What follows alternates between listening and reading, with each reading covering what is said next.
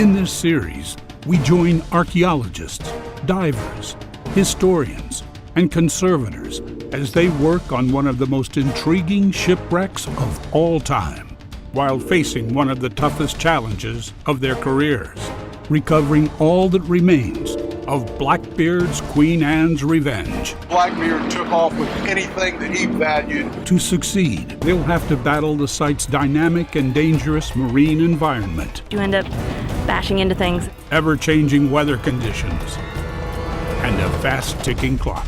It's Mother Nature that's going to have her way. It's a high-stakes balancing act to ensure the crew's safety and recover the ship's priceless artifacts in one piece. Safety of everybody involved is paramount. Blackbeard and the Queen Anne's Revenge, a 7-part educational web series.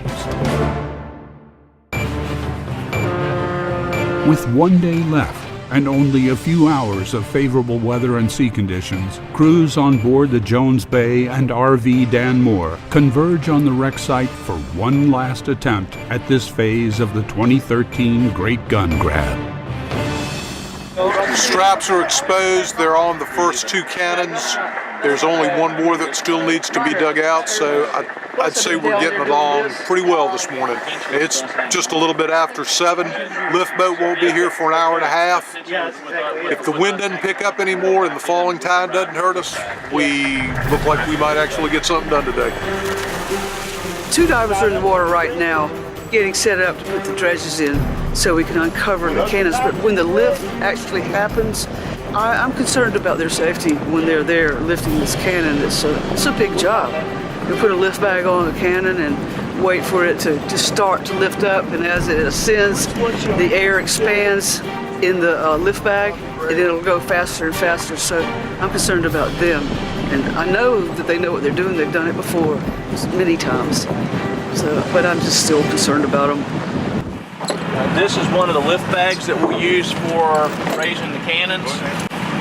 These guns should be in the neighborhood of 1,800 to 2,000 pounds. These are 1 metric ton lift bags, so 2,200 pounds. We should only need 1 bag per gun. RV Dan Moore, RV Dan Moore, this is Jones Bay. Good morning, Jones Bay. Good to be here with you. Dan Moore here. Jones Bay here. Hey Steve, how you doing? Oh, we're excited, to say the least. So divers have been in the water. Are they now? Over? Divers are in the water and uncovering the cannons once again. But it's looking pretty good. We're very hopeful today. The boat that's coming up behind us right now, the Dan Moore out of Cape Fear Community College, is going to actually do the lifting of the guns. They're going to get down current and downwind of us so that when we blow the bags and bring the guns to the surface, we can drift down on them. They're also anchoring down here because that way they're clear of the wreck or any of the stuff associated with the site. And we'll be able to keep a line on the bag if we want to as it drifts down so it won't go smacking into the hull. Number 1 is we don't want anybody to get hurt. It's the easiest way to get hurt really for a diver is the point where you're putting the shackle on the hook, because things are bouncing around a lot more than you would ever think. And you basically have, when that hook comes by, you got to clip it in there real quick and keep your fingers out of the way. And you don't want the hook to hit you on the head either. That really hurts. It does require that you be very alert and be on top of your game when you're doing this. Chris got the first team of divers down a little after 7. They've dug up 1 gun already. The second gun's being cleared. The straps are up for all 3 of them. We've got the lift bags laid out on deck. Dan Moore's in position.